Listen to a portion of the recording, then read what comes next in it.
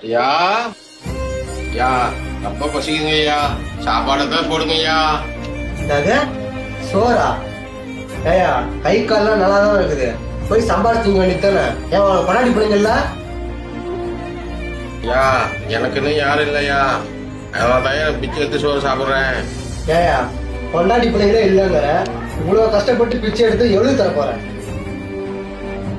கொண்டாடி பிள்ளைங்க விட்டுட்டு போயிட்டாங்க, அதனாலதான் பிச்சை எடுக்கிறேன். குடும்பமே இல்லைங்கிற, ஏதோ குளமோ குட்டையோ உழுந்து சாவணும் சொல்லிட்டு பிச்சை எடுத்து தெரிகிறேன். அதான் ஒண்ணும் இல்லை, என்கிட்ட ஒண்ணும் இல்லை. போ.